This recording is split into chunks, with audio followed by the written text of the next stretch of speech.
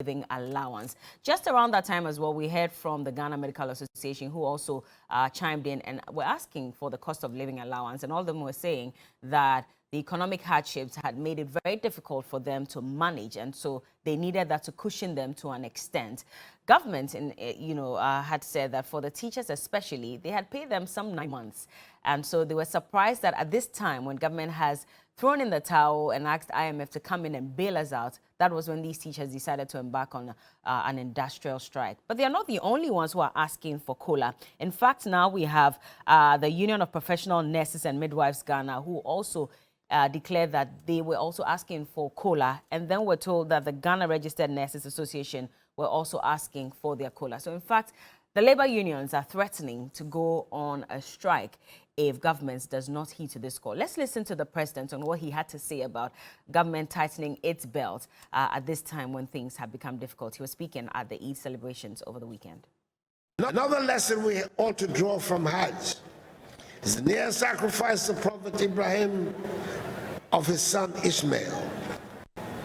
My fellow Ghanaians, we are all going to have to make some sacrifices to afford us the space to navigate the troubled waters of the current economic difficulties. Discretionary expenditures of ministries, departments, and agencies have been cut by 30%. The salaries of all political appointees, including myself, have been reduced by 30%. Fuel coupon allocations have been slashed by 50%, and other expenditures suspended. I am very much aware that some teacher unions declared a strike in pursuit of a 20% cost of living allowance demand. I'm happy that yesterday the teachers were joined by other members of organized labor under the umbrella of the Trades Union Congress to sit down with government, led by the Ministers for Employment and Labor Relations and Education, to begin negotiations on this matter. I want to add my voice to the appeal by the outstanding Minister for Employment and Labor Relations, the Honorable Ignatius Bafwewia, Member of Parliament for Sunyani West, for the teachers to return to the classrooms pending the outcome of these negotiations, so that the education of our children, some of whom are preparing to sit their final exams, is not affected. We are in a difficult place. The world is in a difficult place. Leaders around the world, like we are doing here in Ghana, are working assiduously to resolve the fundamental challenges that have plunged the world into the current economic condition in which it finds itself. President Nana Addo Dankwa Akufo-Addo there, he says that we're in a difficult place, the world is in a difficult place, and leaders are doing everything they can to fix the situation. And so there are a lot of questions about the timing of this demand. And Doc, I'll come to you directly because when the teachers embarked on this strike, a lot of people were asking. I remember that the Deputy Labour Relations Minister had come out to say that, but we had paid you for 9 months when you weren't in school. And so of all the times that you want to declare a strike, would it be at this time when we've actually made known that we cannot handle the situation, and so we're asking IMF to come in? And then the Ghana Medical Association and Organised Labor are all coming and demanding for COLA at a time when we're told we do not have money. Was the timing right? So I think we need to put things in context. These demands were not made after Ghana went to the IMF. These demands were made way back. In fact, by May Day, when the Secretary General of the TUC spoke, he spoke on behalf of all of labor. And we had met severally and discussed and had made this demand then. So I don't think anybody who links the two, that we are making a demand at a time that times are hard and the government is going to IMF, that's when we are making this demand. The two are not associated. And I rather would say that maybe government deliberately or otherwise have decided to use this IMF bailout and a few things to whip up public sentiment against labor leadership, which is not a fair position, because we made this demand very, very early on, before me. Okay. Before me. And what was their response? A lot of it, nothing. You see, and usually before a labor union would declare a strike, it means that they are at their wits' end. Yeah. I know that the teachers made a demand. My association, the Ghana Medical Association, we are part of a broader group we call the Forum.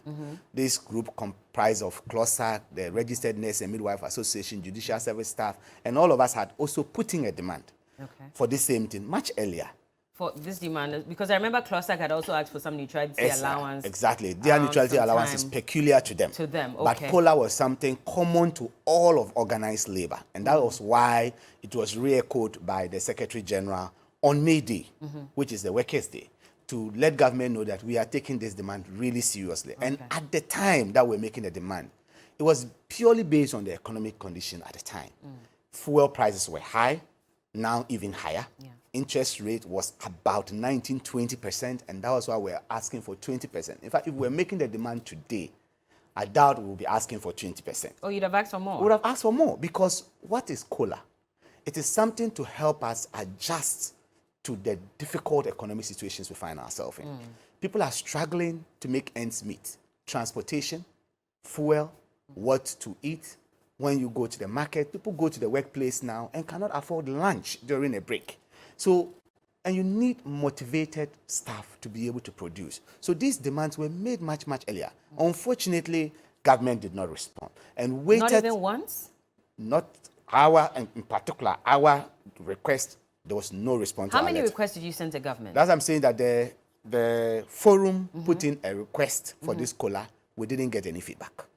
The teachers gave their own, and I think they will speak for themselves. I know they sent a reminder, then they gave an ultimatum, and all of this was in the news. All right?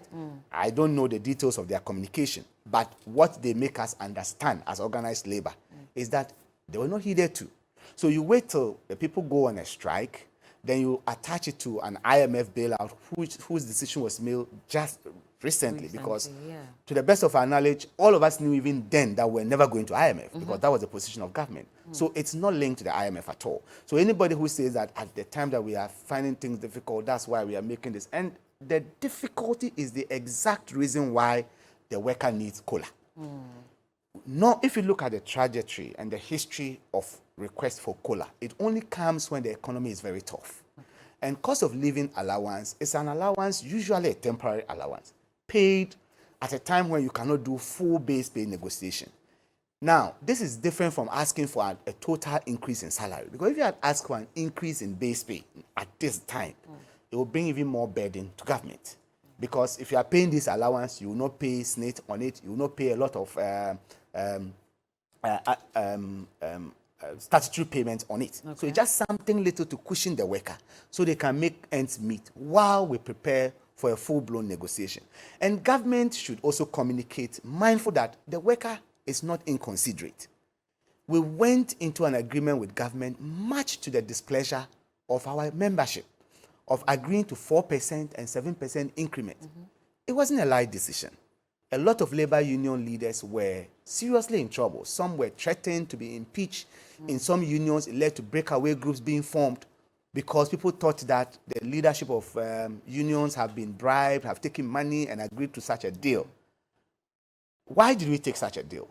One of the fundamental things that we knew what the economy was like. When COVID times, things were difficult and we wanted to assist. And government also made an agreement, which was that they were going to make sure that there are no job cuts and job losses. So the unions had to take a decision. Do we demand for a higher increase against freeze on employment or redundancy and our colleagues not getting jobs? No, we said, okay, look, we will take this low cut because we are coming out of this. And during COVID, we noticed the sacrifices government made. And it was part of the reason why we agreed on these very paltry increases, that if today you look at it, it's almost like we've taken a pay cut. Because if you take a 4% increase in a country that you are having inflation over 20%, really, what have you done to yourself? So if we ask for 20% of COLA, I don't think it's out of place. But then again, if you look at the, let me say benefits or the way government cushioned Ghanaians all across, especially the frontline health workers. Remember that there was some 50% base salary increase that was promised. There was insurance that was promised as well. There was free transportation for health workers who were going, to take care of COVID patients. And so a number of people have also said that at that time, you were cushioned to some extent. Of course, we knew that things were difficult. But even then, government still cushioned you. And so should you not be a little more considerate that things are even more difficult now? Yes, your demands are very legitimate, but give government time to resolve those matters. All right, so let me just put it that, you see, those cushioning you talk about was not like a cushioning that we are taking and sitting at home. All right? Yes. The Medical Association lost 9 doctors to COVID. They paid the ultimate price. And people were working their hearts out. People were running shifts tighter than normal. In some department, half of the workforce were down with COVID and the other half had to show up. We fought a battle to bring this nation to where we are. And that cannot be taken for granted. So to say that government gave some cushioning at the time, I would say that it doesn't hold, because the truth is that we worked more than needed. If government was paying us per hour, what they gave would be nothing to write home about. In places where people were taking us, go out of the country, people resigned completely from the service just because of the stress that this brought upon us. And if you come to the insurance package, we have challenges. Not a lot of people got those monies. Few people were paid. Others really suffered and never got it. All right? They filed the claim. They never got what, the 50%? No, the insurance. Yes, they filed the claims and never received anything. Some people got, others didn't. This 50%, the definition of frontline was fraught with challenges. We made that call severally that it was bringing challenges, and government did not heed. Its implementation left much to be desired. So, but we acknowledge what government did. And I'm saying all of that went into that decision that we decided to take this 7% and 4%. And if we are making this demand now, I don't think it should be seen as an inconsiderate demand. No. The Ghanaian worker is working their best to put this economy back on its footing, and we should be compensated appropriately. I'm curious about the statistics, because you talk about insurance and the fact that not everybody received it out of the frontline health workers that were working. I mean, being the General Secretary of the Ghana Medical Association, how many of your members have still not received the insurance? And did everyone also receive that 50% base salary increase that was promised? Okay, well, I didn't know this would have been the subject. I would have brought in a lot of data. I just brought that in because you had mentioned that not everybody received it. Yeah, but I can tell you on authority that we have people who were sick, who filed claim and never got compensated for that insurance. That is a fact. I cannot give you immediate figures. Okay. If you go to the 50% base pay for frontline health workers, the definition of frontline was a big challenge. We had people in management, in administration, some people who were not in any case related to case management, receiving. And we had people who were working directly in the front line, if you would want to put it that way, who did not get anything. You understand? Yes, we had these challenges, and we made them known. If there was anything that was beneficial, there were some which government did well, where some tax rebates they gave to health workers at the time, those went to everybody, and everybody benefited, even doctors and nurses and pharmacists, everybody, and even those in private sector. But like I'm saying, these were not freebies, because we worked. When people were in lockdown, we were working. People fell ill. I tell you, we have just about publishing a data of 1 year of COVID, 12 months. 544 doctors went down with COVID. Some critically ill. And I just gave you a figure. We lost 9 doctors, very high-ranking doctors, right? Consultants, specialists in that regard. So it is not as though it was freebies that government was giving to us. So if we are making the demand now, it is based on the current situation. And if you look at it, I'm not an economist, but if you are faced with an economic challenge, you ought to look at how do you make your balance of payments. You want to look at increasing productivity, and you want to look at managing your wage bill. I think all of us, the media, the general population, has been led into thinking that the wage bill is so huge. I beg to differ. And I beg to differ vehemently on that. The public sector wage bill is not the leading expenditure of government. Today, as we see, the leading expenditure is on interest payment. Why are we not asking that tough question? What did government borrow to use that money for? What returns have we made on that borrowing? Could the returns have paid back for the loans? Why are we not looking at that? And if you want the people who are working to help you pay back the loan, you want to punish those people? I don't think that it makes basic economic sense. You need a motivated workforce in this time, if you are thinking of any recovery, to be able to work and produce the resources that you need to pay back the loans that you've gone for, that we do not know what you have used them for. We are seeing in a public sector where there's huge wage disparity. High earners and very low earners. Why can't we cushion those who are down? We are seeing those who are earning so much on the same public sector. I'm not talking of private sector here. Public sector CEOs, government appointees are earning so much. And the ordinary worker is earning so little.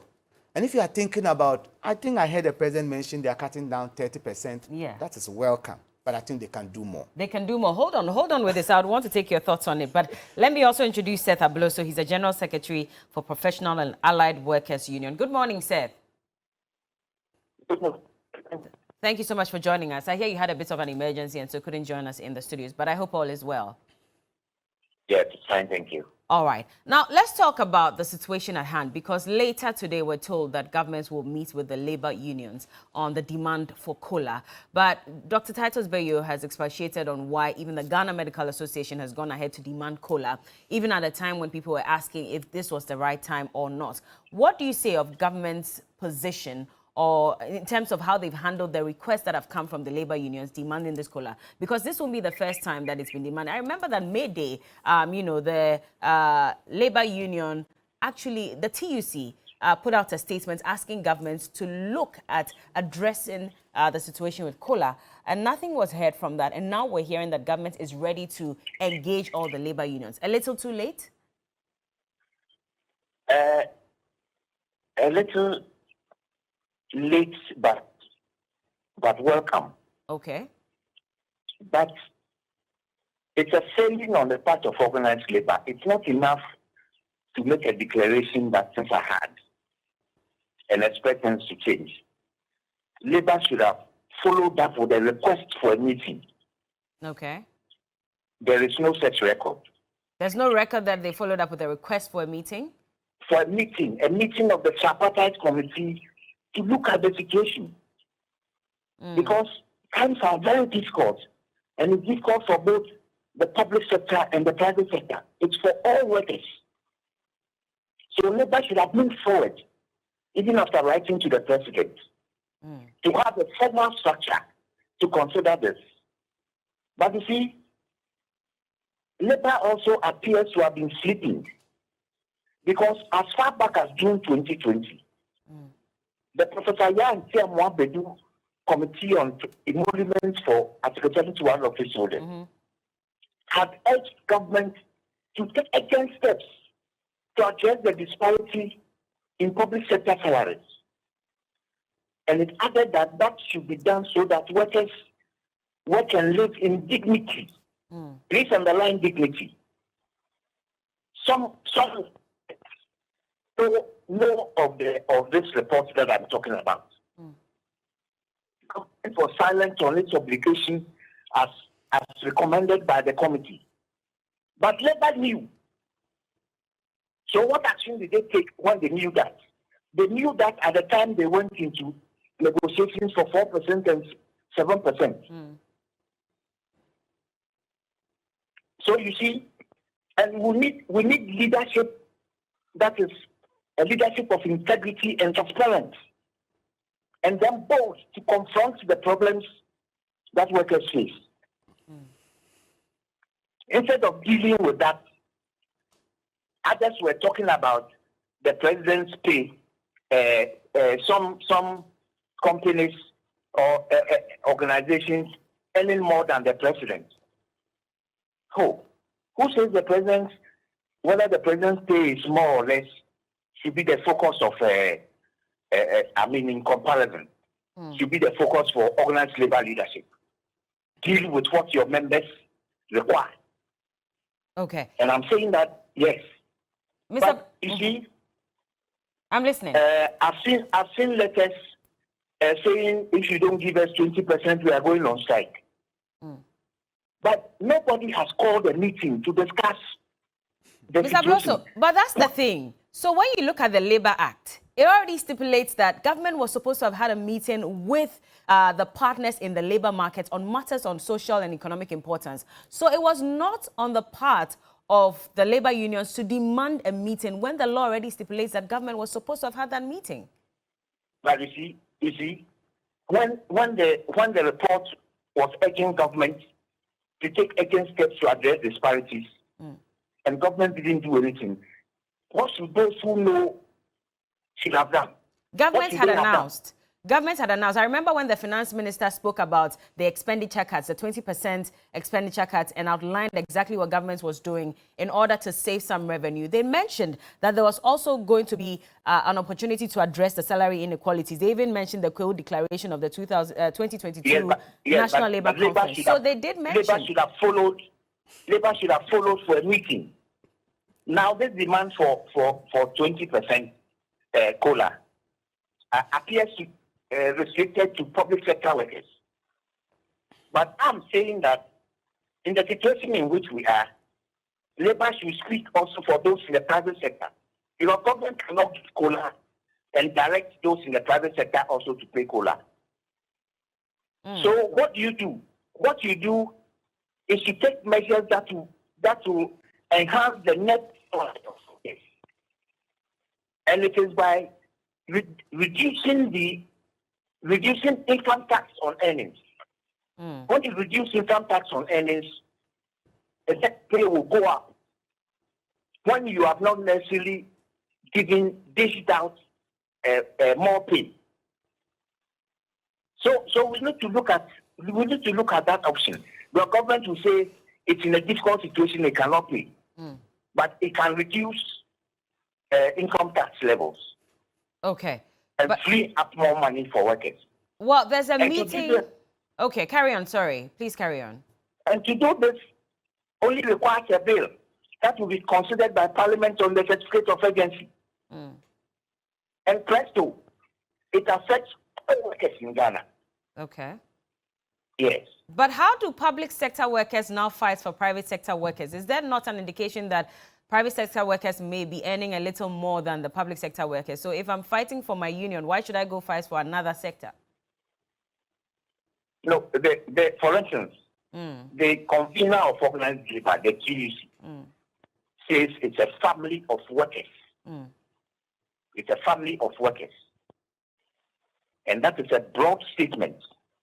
Okay. So you speak for all of this, including those who are not unionized. Okay. Those who don't have a voice, you speak for them as well. Well, there's a meeting that will happen later today between Organised Labour and government. What are your expectations? I mean, if you're saying that the labour unions did not necessarily ask for that meeting, well, in agitating for their 20% COLA, now government is ready to meet them. What are your expectations? It's difficult to predict the outcome. Okay. But Labour, one is like to see a committee formed to look at what options are available. But I'm urging Labour leadership who have been invited to table a reduction in income tax. Okay. A drastic reduction in income tax, and it can be done. Okay. All right. Thank you so much, Mr. Seth Abuloso. He's the General Secretary, Professional and Allied Workers Union. Let me just go on to Zoom now. Mr. Austin Game is there. He's a labor expert. And I just want to pick your thoughts on this because I heard you speak on this matter and you said that governments may have been a little more reactive instead of being proactive. Now we're hearing from Mr. Abuloso, who says that the labor union should rather have insisted on having a meeting with government when they were making requests and it wasn't being heeded to. What do you say? Please unmute yourself, Mr. Game. Okay. All right. Are you okay? Can you hear me? Yes, we can hear you loud and clear. Please carry on. Right. Well, both parties can call a meeting at any point in time. It's not one-sided. Okay. As a practice, the Ministry of Employment and Labor Relations will be the lead, calling for this meeting. But nothing stops organized labor requesting for such meeting under emergency cover, especially under the circumstance. But having said so, we've gotten to a place where all the lamentations will have to be put aside and confront how can we solve this problem. That is now what is on the, the menu. And so I think that the challenge is what else is possible for both parties? And of course, its effect on the entirety of everybody. So that's where we are. And I think that they will have to go to this meeting today, especially the employer, being government, mindful of the fact that there are other issues, you can call it periphery, but it's germane to the whole problem. As you heard from your colleague, Johnny, a while ago, there are several other things hanging around. And so this one, they have to be very measured. Can they give the 20% cost of living allowance? I think it's going to be very tough. They may not be able to give it. Why do you say so? If they give the 20%, the very inflation we are talking about will now go through the roof. It won't be in the roof again. It will go to the roof proper. But something can be given. Like I said again on your network the last time, there are if you have only one option, then you are not managing anything. That will be a position. So are there other things that they can do? Yes, because I think that now everybody appears to be following what I said about the tax threshold. That is the solid way they can do it. It helps the workers in two ways. One, once they reduce the tax or elevate the tax threshold, everybody gets something in his pocket. That makes your pay a little bit better, and therefore it affects your pension also directly. The employer will not have gone to borrow money to pay it. They will only suffer a little hit. That will be about 3%, maximum maybe 5%, but it's better than going to borrow money to pay COLA. And you pay interest on it. It will run the inflation galloping. So to avoid that, speaking as somebody who lives in Ghana, I think it's only proper for them to consider at this point in time the tax threshold. Don't go to the meeting that we cannot afford to give anything at all. If you do that, that will mean you're going back to square one. I recall in the May Day, the SG, the Secretary General of the TUC, read copiously what their concerns were and made a request for these things to be considered. Well, the president's response was like, if we give it out, we'll be losing about some taxes and other things. We'll be losing about 4 billion, which they cannot afford. Now they are under pressure, and managing under pressure is not the best. So they should have been proactive, like I said, but all that now belongs to history. Now we have the issue on the menu and must be eaten. How do we eat it? It's up to them. But if they ask for help, we see what we can do. But if the president did announce during the Eid festivities that government had agreed to take a 30% pay cut on their salaries, shouldn't that money then be used to cushion these public sector workers by providing the COLA? Because you're talking about inflation going up the roof. But in this case, if we're cutting down on one side and using that to cushion the public sector workers, does it not, balance the situation a bit? It certainly may not. It may not. Look, there are several steps that must be taken, and it's not a child play again. The employer will have to have a total, if you like, maybe tautology or so, total full disclosure of everything that ought to be disclosed at this meeting, and give further assurances as to what they want to do. Example, we say we don't have money, which appears to be true. Now the issue is, why are we still not doing targeted free SHS? I support the free SHS because it will help the vulnerable. But why are we saying that a person like yourself in the studio there cannot afford to pay your child's school fee of 1,000 cedis per term or something? I mean, that would be strange.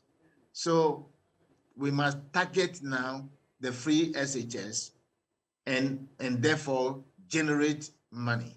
Then two, it's not compulsory if you don't have money to build thousands of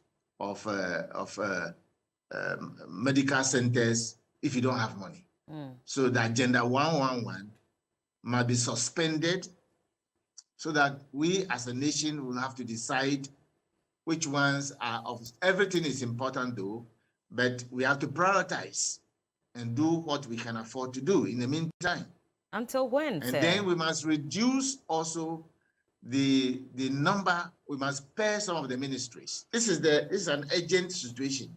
We shouldn't wait for an IMF people to come and tell us. We should know ourselves.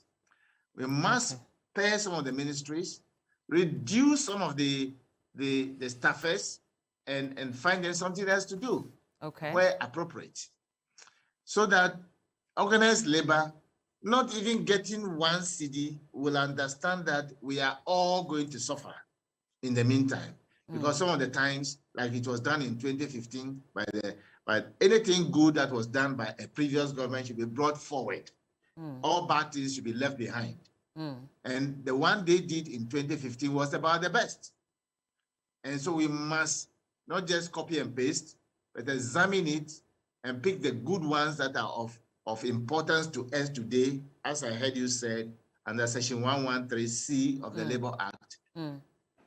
What is of economic importance and of social interest to the people today is what we must discuss. Lamentation days are over. So in a nutshell, you're saying that the president saying that some 30% cut in salary in a way to sort of address the revenue shortfalls in the country is insignificant? That's what you're saying? It's just a drop in the ocean. Just a drop in the ocean. It's a good effort. But it may not be the solution. Dr. Bayo, do you agree? I agree with that. I certainly agree that that is just a drop in the ocean. Like I mentioned, it's commendable, it's a good step, but they can do more. And if you are doing more to show us labor leaders, I will be in that meeting this afternoon. If you do more to show us, we want to see drastic measures. For instance, we want to see, we said discretionary expenditure at the ministries is going down. What is happening at the office of the president? The number of staffers, what is happening? Number of ministers, what is happening? Number of, the nature and life of our leadership. You see, because you don't preach one thing to us and live a different life. You understand? Let us all know that we are in difficulty. And I think that the difficulty on the ordinary worker is real. And I certainly do not expect that we would go into a meeting that it will be another, we have nothing, the economy is hard. I think that part is past. The economy is hard. It is the very reason why you need to cushion your labor force, you know, because they are the people who are working for you. And you cannot say the economy is hard. You are living a normal life, I mean, even above normal.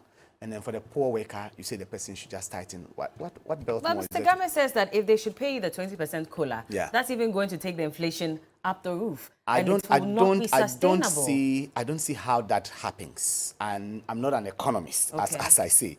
I always want to put that case down. But the fact is that the kind of inflation we are having now, from my basic understanding of economy, it is not an inflation from excess liquidity.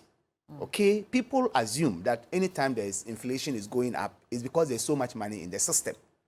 How will 200 cedis extra, 400 cedis extra on somebody who is struggling to survive just increase inflation? But it's not just one person we're looking at. No, I'm talking about everybody. Of people. Exactly. But why would that increase inflation? The inflation now is being increased because of fuel. and imports. This is where our inflation is coming from. We all know where it's coming from. It is not something, that is why when the Bank of Ghana decides to increase interest rate, increase T-bill rates so that people can bring money to the bank, the people do not have money to send to the bank. It's a matter of survival. So give us something to survive, not that we have excess money that you can mop up. You understand? That's my basic appreciation of this. Okay. So if you think that giving workers 20% will mean that you have increased liquidity, excess liquidity in the system, and that will increase inflation, I do not see how that will happen. Okay. Cushion the worker, control fuel price, control interest rates, and how will the inflation go up? How? And you see, if you look at it, it's difficult for government, and we can all appreciate it. There's no doubt that there are some difficulties. But we are saying that demonstrate that difficulty by showing leadership. So in this case, if they decide after the meeting that, okay, we may not be able to pay you COLA at the moment, but we're willing to cut down on the number of ministers we have, the number of government appointees we have, and of course, go ahead with the review of the free SHS and cut down on expenditure in totality, would you be okay with that? And then, as a labor union? And the savings from that, what are we using it for? Okay. You see, it's not... We need accountability. We need transparency. You see, on one breath, you told us things were tough. Accept 4%, accept 7%. Our leadership accepted. The next minute, a report come out that you are increasing your salaries by over 50%. If you tell me you've cut your salary by 30%, I don't know what kind of allowances you get. I don't know what that 30% means to you. So in a month, are we going to be told that based on these cuts, this is how much we have saved and what have we used that for? That is accountable leadership. So we should, for instance, at the end of this month, hear that because of a reduction in 30% in discretionary expenditure of the ministries, 30% reduction in the salary of presidential appointees and all government appointees, we have gotten X amount of money. Okay. We have used that money to support X, Y, Z. And then we'll all be confident that, yes, the government is doing something for us. Okay. But if you do something that goes into a pool that we don't know what it's doing to the nation, nobody can account for what is happening, then it's difficult. So once all that is giving, then you would renege on your request? I haven't said we'll renege. I'm just checking to be sure. We are willing to discuss. Okay. Labor is not inconsiderate. We are willing to discuss, but we are saying that there is an ordinary worker down there who is struggling. Okay. And that almost 50% increase in fuel, subsequent increases on transportation costs, makes it very difficult for someone to travel even to their workplace. If you want that person to remain productive, find a way of cushioning the person. Mr. Abloso, let me just come to you quickly before we take a break on this. What do you say to this concern that has been raised by Mr. Gami and, of course, Dr. Bayo?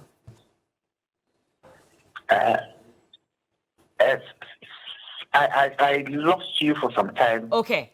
So yeah. what Mr. Gami is saying is that if we should go ahead to pay the 20% COLA, then that will send our inflation up the roof. But Dr. Titus Bayo disagrees, and he says that, of course, unless government is giving us an up-to-date account of what the 30% cut in salary, 50% fuel coupon cuts, where that money has gone to, what it's been used for, then they cannot necessarily agree to this assertion by, Mr. Gami. What do you say?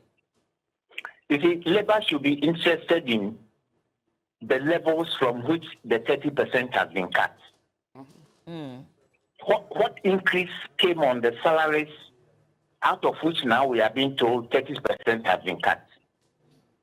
Because the same Professor Yan Bedu committee said that any percentage that is given to those at the top should not be more than what is given to those below.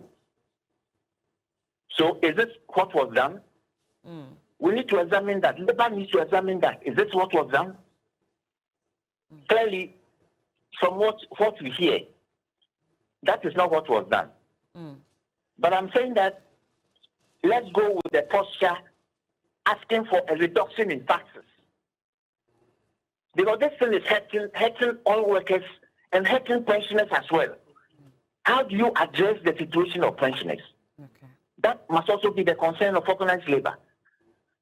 But go for a reduction in taxes and ensure that the recommendations of the Yantiam Wabedu Committee, Professor Yantiam Wabedu Committee, those that have not been implemented are implemented, and all labor leaders need to get copies of this and study.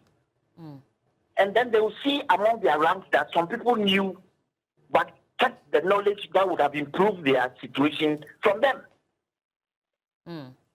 But again, you see, you don't negotiate when you are on strike. But government has pushed itself into a weakened position. Otherwise, you see, you don't negotiate on strike or on a lockout. Okay. So it's important for those on strike, especially when the president has asked them to go back to work, to announce that they are going back to work. Are you saying the strike was illegal? Come again? Are you saying the strike was illegal? Come again, I'm not hearing you. Are you saying that the strike was illegal? Oh, of course it is. It is because, you see, labor, those that are on strike, only said, if you don't pay this, I'm going on strike, and then they went on strike. And I'm saying that there is no record of them calling for a structured meeting. But they had given government ample time. I remember, not to cut you, but they had said that up till the 30th of June, if no decision is taken by government, then we will advise ourselves on what to do. It's not enough to give ultimatum. Okay. You call for an appropriate meeting to discuss the issue. Then you see what responses you get. You call for a meeting, you propose a date, you propose time for the meeting. That is how we do it. Okay. All right. But you don't say, and it's important also in these matters to look at the public interest. And by the public interest in education, I'm talking about parents and students and pupils. How does our action affect them? So when we go back to work, are we expecting pay for the period that we said we will not work? Okay. Elsewhere, when unions go on strike, it is a solidarity fund from the union, which supports the members. What is our situation? Okay. We are always eating our cake and having it. All right, Mr. Blosso, I'll let you hold on here. We'll take a quick break. I'll let you hold on. When we get back, we'll continue the conversation. I want to hear from my other guests, one in studio and, of course, one on Zoom, as to whether this strike that was embarked on by the pre-tertiary institutions, if that was actually illegal or not. There's a lot more to touch on, and so please stay with us. This is the big issue right here on TV3Newday. We'll be back. Still the big issue on TV3Newday. In the studios, I have Dr. Titus Bayo. He's the General Secretary of the Ghana Medical Association. Also, labor expert Mr. Austin Gummy is with us via Zoom. And Mr. Seth Abloso, the General Secretary for Professional and Allied Workers Union, is also on phone. Mr. Gummy, I'm coming to you on what was said earlier by Mr. Seth Abloso. So he agrees, well, of course, with the National Labor Commission, that the strike that was embarked on by the 4 teacher unions, the pre-tertiary teacher unions, is illegal. In actual fact, government unfortunately put itself in a position to not be able to determine what goes forward, because ideally you cannot negotiate when you are on strike. Do you agree? And please unmute your sound for me.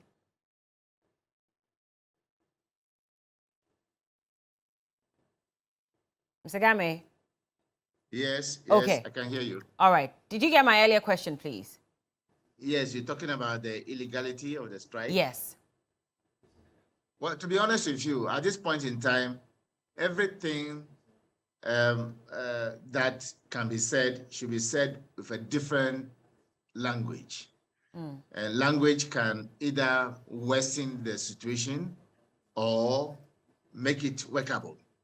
Let them go to the meeting and let them start and have the conversation about the way forward. The issue of illegality, the union can tell you they have served notice for many days now, if not months. And it appears that nobody care about them until the pressures began. So this is not a time to go after them talking about legality and illegality. I am against illegal strike. Okay. I know about the labor law in out, but I'm not going to subscribe to talking about legalities and illegalities today. If I were to be the chairman and members of the National Labour Commission, I will not venture into that arena at all. It must be a solution-oriented meeting. And everybody coming to the meeting, not with a posture of position. I am going to do this. You don't like it, go to hell. The employer cannot withstand it. And all of us will be losers. To prevent that, let them go to the meeting. They want some cushioning. What will be that cushioning is what we must discuss. It doesn't have to be only COLA. It doesn't have to be the tax threshold alone. Is there anything else that could be done? The floor is there. Let them have a conversation about it. That's the way forward. And if there's full disclosure about the circumstance in which we find ourselves, Labour is not oblivious of the situation the nation finds itself. Look, if they bring vessels to the port just now and asking that Australia or America want people, regardless of what they are going through, the country will be empty. Our nurses have left in droves. Some individuals, some people are running away. And if our teachers and people begin to follow up, we'll be the losers. So let's not go trying to be legalistic about these things now. Let's find a common solution that will satisfy all parties, including those of us who will not be at the meeting. But what they do has some reflection on us economically. We all go to the same market. I also have workers. I'm an employer too. So let's be very, very, very careful, and let's stop the lamentation, and let's stop referencing past government and past this and past that. It's all not helpful at all. What can we do today to resolve this matter? That should be the one on the menu. What if there's no Anything resolution by the end of ahead. today's meeting? What if there's no resolution by the end of today's meeting? Would you be surprised at the results? I will be surprised if the facilitators do not help the meeting. To be very honest, if you have confidence in all of them, but let's say example, this is just an example. If I'm chairing that meeting today, there has to be a solution, because we are confronted with danger in front of us. So it's not the time to go to this meeting going to talk about history and so forth and so on. It might be solution oriented, and a facilitator must have the skill for it. That is it. There can be a solution, because if I'm doing it, I will find a solution. I'll help them to find a solution. So there must be a solution. And if they fail to have a solution, we'll blame the people who are responsible for the meeting, not organized labor and not the employer. The people who are going to lead the meeting must find a solution. It's compulsory. If they come out with that solution, I will turn the gun on them and not organized labor or even the employer. Whoever will lead the meeting must find a solution. It's compulsory. All right. All right. Dr. Bayo, coming to you now, because there's a statement that has been released by the Public Service Workers Union of the TUC Ghana, and they are also threatening a strike. And they're saying that from the 19th of July 2022, if government does not do anything about the current situation that they find themselves in with regards to the economic crisis, then they would also embark on a strike. Should strike be, you know, the language that we should be speaking at this point? Because Mr. Bloso had mentioned that, and of course we heard from Mr. Game, it's not only, you know, the duty of government to call for a meeting. You also had that opportunity as a labor union to call for that meeting. Why didn't you do it? So I would just use some facts to address this. I want to put on record that before a labor union would declare a strike, it means they have tried every option available to them. I have been in union leadership for some years now, and I know that it's a painful decision for any labor union to declare. And it's not even a simple declaration like I, Dr. Bayo, or my president can sit in Kolebu and declare that all doctors in Ghana are on strike. You have to take a decision at your council. You have to get the general membership, the rank and file involved before you arrive at that decision. And it's usually through a very democratic process, which means that all evidence have been put before everyone, and the logical thinking of everybody there is that this is the right decision. So it's unfortunate the description that this strike is illegal and all, and they should have called a meeting. I think that's very unfair on the part of or an unfair criticism to the leadership of the teacher unions or pre-tertiary teacher unions, because knowing them, having sat with them in meetings, they would not make this on a light ground. It means they have tried the effort. And I'll just give you an example. The Medical Association has an issue on our condition of service that needed to be addressed. The point for addressing that issue elapsed on the 31st of December 2021. In March, we wrote, in February, the GMA wrote reminding government, for instance, that that part of our condition of service had elapsed and needed to be reviewed as a joint understanding. 18th of February, there was no response. 14th of March, our mother ministry, the Ministry of Health, writes to the Ministry of Finance, telling them that there is this issue of the GMA. They've written to all of us as government to look at it. No response. Neither to the ministry nor to us, to the Ministry of Health nor to us. In April, the Ministry of Health, we went to the Ministry of Health, requested that, look, we needed to review this aspect of our condition of service. It's a signed document we have with you, and our members are looking forward to it. They are demanding it. 28th of April, Ministry of Health writes a second letter asking Ministry of Finance, please watch what the doctors are saying. Nothing is done. May 20th, GMA write again, reminding, okay? And these letters, after the letters are gone, there are follow-up talks, trying to broker a meeting, and nothing happens. In June, GMA write again on the 3rd of June. I'm just taking you to the steps that it takes for a labor union to make such a decision. GMA wrote to the Ministry of Health, Ministry of Finance, Ministry of Employment, requesting the ministry to act on our earlier request, because this is something that has elapsed as far back 31st December. Okay. 17th June, the GMA wrote again.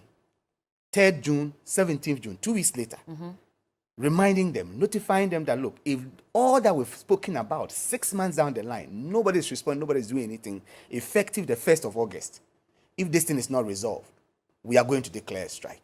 Okay. It was only at that point that somebody then calls us. From the finance ministry? Yes. When So- he threatened a strike. Do you get it? And this will be the 6th time that a letter had been forwarded to the Do finance you ministry. understand? And not even a mere acknowledgement. So I'm telling you that. And remember, we, unlike the teacher unions, we are considered essential, who are not supposed to go on strike. The ministry is supposed to respond to a demand we bring within 3 days. Within 3 weeks, very short time interval, we should have solved all these issues. How does government respond to this? I'm just giving you these timelines for anybody who thinks that the unions are insensitive, inconsiderate, to realize that no labor union, worth a sort, will just get up and say we are going on strike. And the teachers did not just get up and say, if you don't pay us this time, we are going on strike. I know they wrote.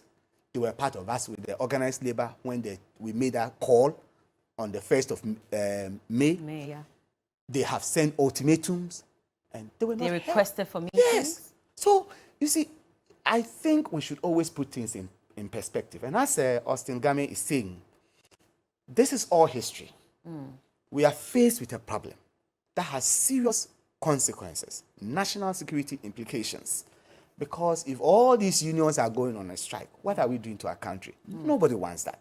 We want our peace, we want our stability, we want our progress. That is what we are all asking for.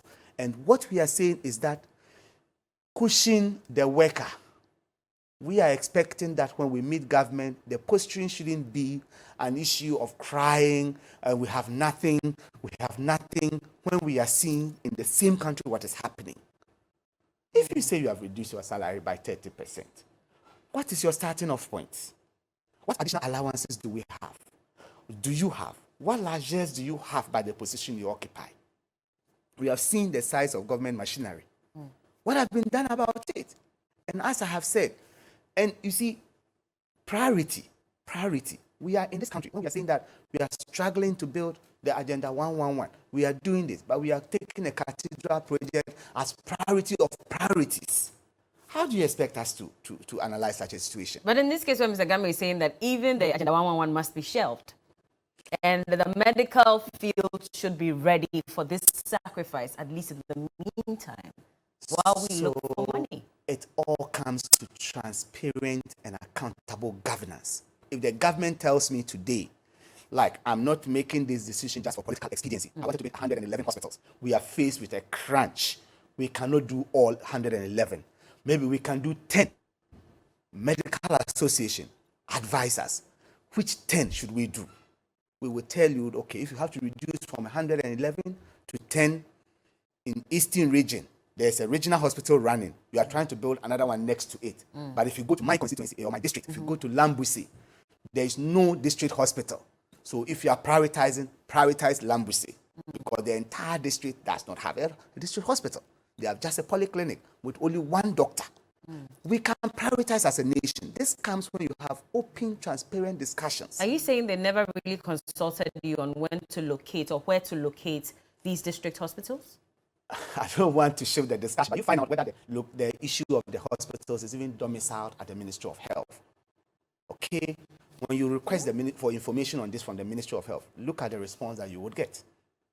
That's all I'll do for you. You are a media person. Look at it. They did not consult the medical I field. won't go into that. I just want to be sure, because you are saying that even in this I'm case just saying where that if it they comes need to to citing if they need to the hospitals. reprioritize, if they need to reprioritize, I'm not saying where the hospitals have been cited are not right, but if they need to reprioritize, if as Austin is suggesting, they are going to stop Agenda 111. We welcome Agenda 111. We think they are good, and we are made useful suggestions on how they can be implemented. We looked at the human resource angle, how they can build up the human resource to manage this. We looked at attracting health workers to the rural areas, because without a package or a deliberate policy to attract health workers to the rural areas, Agenda 111 will fail, because you will build the hospitals, and most of these hospitals are in rural areas. You won't get doctors working there. I've just cited an example that in my district, Lambusi district, as we speak today, there is only one doctor. You are putting up a hospital, a very big district hospital. What is the plan to attract the workers there? So we are saying that if you are faced with a challenge that you can no longer do all 111, and you need to prioritize, tell us. I think based on the current economic situation, I can do 50 or 20 or 30, either based on my own judgment. The 20 I'm going to do are A, B, C. So we can all track and monitor. If you cannot do any at all, you have to shelve everything. Let us know. And then let us know what kind of advice we all can offer. Okay. And the transparency is critical. And I just want to say that labor and all of organized labor are people of understanding. People appreciate, and we all have this country at heart. And that's why sometimes we make decisions that are not popular with our membership. Reason with us, explain issues to us, respond promptly when we prompt you on issues, and we will all build this nation. Okay, Mr. Gami, that clearly means, I mean, looking at the chronology of events that he has just outlined to us, government really does not listen to any other language until a strike is threatened or is embarked on. That alone is problematic, is it not? Yes, it is. It's not that that is the only language they know per se. It's unfortunate that we've got into that kind of behavior.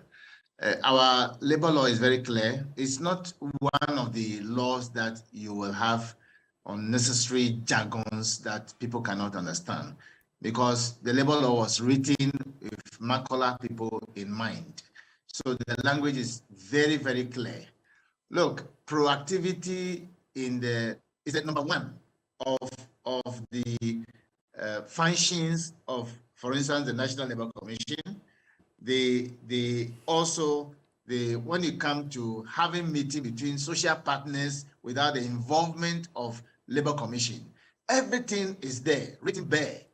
Unfortunately, our attitude is when somebody is holding an office and it's a big man or big woman, they feel people must rather honor them. That is not the issue. The other way around, you are a servant. And so you must find a way. If I were not to be a minister before, maybe I'll be speaking from a different tone. We must learn to be very proactive. And that is what some of us were at the time. So hardly you have strike on our plate. And if it should come, we know how to handle it within minutes. And people who know. So I want to say this. This meeting is very important for the nation. It's not for even organized labor or the employer alone. All of us, our interest is linked to it.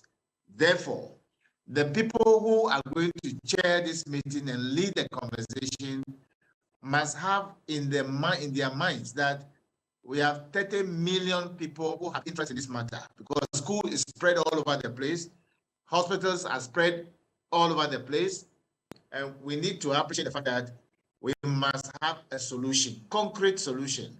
Now, a little bit of the things that my brothers have said. I appreciate 100% the fact that we've not been smart enough to have this matter dealt with much earlier. And there are other matters, for instance, if the custom people go on strike and we can't collect the millions, the billions that we need to collect, we cannot afford to pay. You can agree on anything, you cannot afford to pay.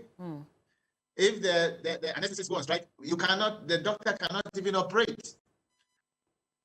So clearly, we all need to know that we have things on our hand that we need to handle and resolve it quickly. So that if the Labor Commission is going to be the one leading this meeting, the cardinal rules for this meeting must be solution, and the end result must be solution. That's it. Nothing more, nothing less. All right. Organized labor is not oblivious of this, and I think I have a lot of respect and confidence in them. My colleagues at the Ministry of Employment and also the Ministry of Finance must go to this meeting with full disclosure on their belt. Full disclosure, nothing more, nothing less. Right. If you are a married person or you are a husband and wife, if you don't disclose things to one another, there will be chaos in the house. It's the same thing. All right. The same thing. Thank you so much, Mr. Game. I'll let you take leave of us. I know you have some other engagements as well. Mr. Austin Game is a labor expert. But let's go on to the phone lines. Mr. Blosso is there. So clearly you've heard from Dr. Bayo detailing how many times they tried to reach the finance ministry on a separate matter, totally different from even the COLA engagement and conversation that we're having now. And even that it had to take a threat to go on strike for the finance ministry to respond to them. They had tried to meet them.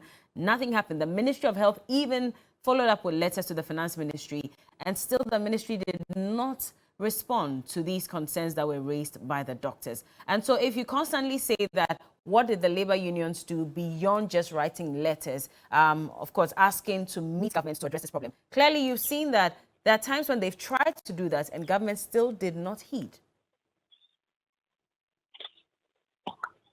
Yes, I hear you, but you see, for the doctors, their employer is not government. Their employer is the Ghana Health Service. So, if you have concerns, you address to your employer. But Ghana Health Service is a government institution, is it not? No, it's a state institution, not government. Correct him. Okay. Just a quick one. Dr. Bayo wants to correct. I just want to give you some information to guide you. We are not employees of the Ghana Health Service. Okay. The Ghana Health Service is one of the employing agencies or the agencies of the Ministry of Health. All doctors in the public sector are employees of the Ministry of Health. Okay. If you look at the agencies under the Ministry of Health, Ghana Health Service is one. The Christian Health Association is one. Okay. We have quasi-government association health facilities as one. All these agencies employ or manage people on behalf of the Ministry of Health. Okay. Our ultimate employer yes. is the Ministry of Health. Okay. Yes. So, Mr. Bloso, carry on. Yes, I said that, but the point I'm making is that when you have concerns, the first point is to address them to your employer. yes, that's And he says To that's your what they employer. did. we always, To the Ministry of Health. if you followed my sequence, sorry to interject, but if you follow my sequence, we wrote to the Ministry of Health and then corporate finance. It is the reason why the Ministry of Health will additionally write to finance saying that these, my employees, have this concern you need to address. Can we sit and talk? Because the person who holds the purse is the Ministry of Finance. And ultimately, they will call the shots. Okay. Well, let's leave that. On the side, the situation in which we are is affecting. Government is in a tight situation with the economy. All Ghanaians also are in a tight situation with their home economies. And that's why it's important for government to move to address this and quickly too. Moving to address this and suggesting that they should reduce income tax. They should consider this as well. Okay. And there are persons who have retired in the year 2020 who are still who are worse off because what we expected the reforms the pension regime to make hasn't been done. But again, you see, government has promised freedom pass for all elderly persons. Where is the freedom pass? With which they can board every public transportation. Government promised a living wage for Ghanaian workers. No steps have been taken to implement that. I mean, steps to ensuring the realization of the living wage. And I'm saying that they prepare more quickly, that there are disparities. Okay. And quickly too. I think we're facing some challenges. Mr. Bloso, unfortunately, your line is not too clear. I don't know if you can hear us still. But let me come to Dr. Bayu. My time is up. I would have to wrap up. But then, aside what you're expecting from the meeting today, there's also a concern that you put out to government when they declared that they were going to the IMF. And of course, on the back of what has happened in the past, and even 2015, the fact that there was a freeze in public sector employment, you mentioned, and it's something you touched on earlier, that in actual fact, you expect government to hire more people in the public sector instead of putting a freeze on it. How is that possible? Well, it's possible because what is sending us to the IMF, we are having a challenge. Why are we having the challenge? Our expenditure is more than we are generating. And if you have that imbalance and you need to balance it out, you have two ways: to cut your expenditure or to generate more. Or you can do both. Now, if we want to cut the expenditure, our proposal or what I suggested is that consider cutting the expenditure of the high earners and not the poor worker. And the other thing is that you need to generate revenue. And to generate revenue, you need workers. See, we are not, if we say that we are underemployed or our public sector is not choked. And I can speak for the health sector specifically. It's not choked? It's never choked. I have just given you an example that if you go to Lambusi, it's a district. The entire district has one medical doctor, 2 physician assistants. In fact, at the last meeting, the deputy health minister stated that his district, there's no even doctor at all. So how could we say that you place a freeze on unemployment in such a situation and say that you want to do a net freeze, so only when people retire is when you would employ? Then who will generate the revenue for you to come out of this mess? But what money will be used to pay these people if they're employed? The people are working. So employ the people, increase productivity, provide the enabling environment, monitor them, and ensure that they are productive across all sectors. Redistribute your workers well. Health sector, we have one peculiar challenge. Distribution of the health workforce is a major issue. Majority of doctors, nurses, pharmacists are in Accra and Kumasi. In the rural areas, we are struggling. We have made proposals on a package that can attract healthcare workers to these rural areas. Consider that. And the other way out of this mess, we are saying the major expenditure we have is interest on loans. Why is nobody talking about the habit of it? And just looking at that small percentage of public sector wage bill and saying, let's tighten that. Because that's a very easy solution. In fact, a primary school child can govern, if that is how to govern. Anytime you have a challenge, stop to employ people. Now, look at the security implications of freezing employment. We've had a free SHS. We have increased number of students. At the university level, several students are coming. I'm a lecturer in the medical school. My class has increased to about 200 medical students per class. This is only from Legon. You have others in the other public.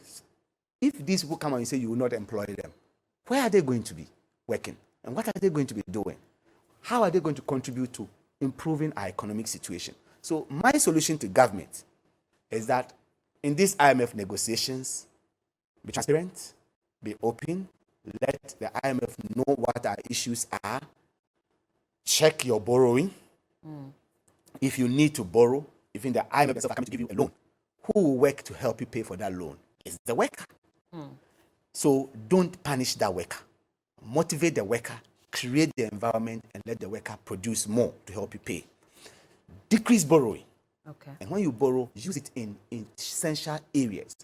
And if government can do anything to control the inflation rate in this country, to control the fuel price in this country, please put every straw of energy in there, because these two things is causing us all the trouble that we have. And if government can do this, I'm sure that this country will be back to a better way. Mr. Blosso, I'll let you have the final bite on this right before I wrap up. Do you agree with this solution or suggestion that Dr. Titus Bayo is putting out there, that, of course, we're all expecting that with the IMF coming in, one of the conditionalities would be to put a freeze on public sector employment. But Dr. Bayo says that would be inimical to the development and growth of our economy. Do you agree? Certainly, I agree. Freeze on public sector employment should not be an option. Okay. Should not be an option. What we need to do is to cut down on our profligate expenditure. Don't spend an extra peswa on any cathedral anywhere. Now, return the toll booths collection, toll collection on the roads. It's an implementation venture. And there are accounts who, when we collect loans, highly placed persons in them who are taking percentages for themselves. Because we cannot have a situation where financial controllers and chief accountants arrange over their companies or loans for their credit companies and take percentage from that. Okay. So why do we do it for Ghana? Okay. Why do we do that for Ghana? But again, for organized labor, in going into negotiations, let organized labor sanitize the funds. People can be easily compromised because they are not fit to be where they are. Who are you saying can be easily? Sorry, if you can come again. You missed the line of directly with the Secretary General of TUC and complete organizations in organized labor. Okay. And you're saying what? They can be easily compromised? If they are in compromised. I'm so sorry, but we can't necessarily hear what you're saying. If you can just reposition yourself, I just want you to make that point clear so we don't misconstrue. Did you say that someone can be easily compromised? And who would these people be? Yeah, I'm saying there are persons in the leadership of organized labor who are unfit to be there. And many organizations of unorganized labor need to and ask questions. Like who exactly? The chairman of TUC, the general secretary of UNICOF. They are not fit? They are not fit in accordance with Section 177 of the Companies Act to be part of the management of any company. Okay. And that includes the unions are companies limited by guarantee. Okay. Such persons are easily compromised. Okay. And in the battle that we have ahead of us for working people, We can't have compromised persons in any part of leadership. So you expect them to what? Step down? Come again? Are you expecting them to step down? They should step down. They've been nominated onto the board of National Pensions Regulatory Authority. Okay. And the Social Security Election Insurance Trust Support Places. Okay. Jesus Christ. Okay. All right. Thank you so much, sir. Thank you for speaking to us this morning. Seth Abloso is the General Secretary, Professional and Allied Workers Union, and Dr. Titus Bay is the General Secretary of the Ghana Medical Association. Thank you so much for joining us this morning, and we'll be waiting to find out what the results of the meeting will be. What time is it today? 2 p.m. 2 p.m. Yeah. All right, and so we'll definitely apprise you on what happens. So keep watching TV3 Ghana, and of course, as we're on here as well, we'll update you as we move along. Happy birthday again to anyone who's celebrating their birthday today. Coco, I'm not sure if you sent me, so I was looking for it, but big thank you to the Lash Closet by Nana, located in East Legon, just up the Shashi Road, for styling me today. And well, Hair Affairs by Aisha as well. Thank you so much for my hair. So I'll see you again shortly. This is TV3 New Day. There's more coming up, and also happy birthday to Mary Manua Ankara of the Church of Pentecost Adwembu Central. Johnny, I hope I got that right. May the good Lord provide all your need in Christ. This was Adwembu. Okay. And also today's my birthday. This is from Walanyo in Akwetia. Happy birthday to you. We'll be right back with more.